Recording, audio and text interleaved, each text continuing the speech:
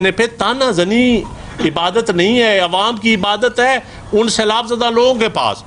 लोग मांगते हैं कि हमें रेस्क्यू करें, आप वजीर भेज देते हैं। लोग वजीर नहीं मांगते, लोग मांगते हैं वंडा, लोग मांगते हैं चारा, लोग मांगते हैं मकानों के पैसे, लोग मांगते हैं कि मेरी जमीन दरिया बुर्द हो गई है। उनको आपका कोई सेक्रेटरी या वजीर नहीं चाहिए, उनकी जो जमीन दरिया खा गया है वो जमीन चाहिए, उसको लेवल करके दें, उसको आगे। अब आलू की फसल काश्त होनी है, मुझे ये बताएं बेल अब किस तरह होगी ये फसल काश्त? अब मौसम है फसलों के काश्त करने का। जो कसूर में लाखों एकड़ पर हल्दी तबाह हो गई है, बांस तबाह हो गया है, गंदम तो अभी चलो 2 महीने हैं। जो मुंजी की फसल तबाह हो गई है, 1-1 लाख रुपया खर्चा है मुंजी की फसल पर 1 एकड़ का। 20,000 से काम नहीं चलेगा। आप किसान को भी अपना ब्यूरोक्रेट समझें, बाबू समझें। किसान को चलो चीफ सेक्रेटरी या सेक्रेटरी तो दूर की बात, कम से कम सेक्शन अफसर समझें।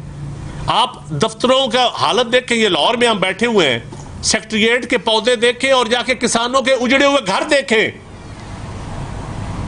आप अपने ऑफिस देखें, डीपीओ डीसीओ ऑफिस, ये गोरा निजाम छोड़ के गया है। गोरा अपने आप पंजाब के वारिस नहीं, आप गोरे के उस निजाम के वारिस हैं। पंजाब के वारिस होते तो आज आप किसान की हारी का बात करते, उस मजदूर की बात करते जो साउथ पंजाब से लाहौर में बैठा, कोई बर्तन धो रहा है बेचारा, कोई कुल्ली का काम कर रहा है, कोई ड्राइविंग कर रहा है, लेकिन उसके बच्चे वहां उजड़ गए हैं पानी में। गैर काश्तकार तबका, खुदारा उसके लिए सोचें, अपनी बेइज्जती महसूस ना करें। अगर हम बार बार गुजारिश कर रहे हैं तो आप अपनी जात पे बातें ना लें, मशावरत का दायरा वसी करें, सिर्फ यही हमारी गुजारिश है। और अगर आपको उंगलियां तोड़ने का शौक है तो फिर उसके लिए सिर्फ इतना ही मैं कहूंगा, जो उंगलियां तोड़ने निकले हैं जरा सोच के चलना। यही उंगलियां कलम थामे तो तख्त हला देती हैं, यही उंगलियां कलम थामे तो तख्त हला देती हैं। और यकीन जाने कि अवाम बड़े तंग हैं। ये जो कारपोरेट सेक्टर, मैं आपको एक पीटीआई दौर की एक मिसाल देता हूँ।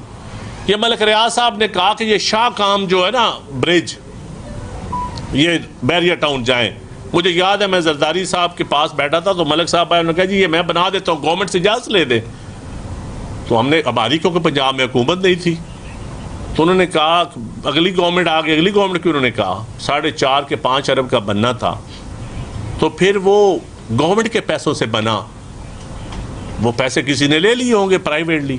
तो इसी तरह ये बांध बनाना, ये ओवरहेड ब्रिज बनाना हाउसिंग सोसाइटियों के लिए, हाउसिंग सोसाइटियों के ताल्लुकात का भी सबको पता है कि कौन किसका रिश्तेदार हाउसिंग सोसाइटी का मालिक है। हाउसिंग सोसाइटियाँ अच्छी चीज़ हैं, लेकिन अगर अपने पैसों से बनाएं।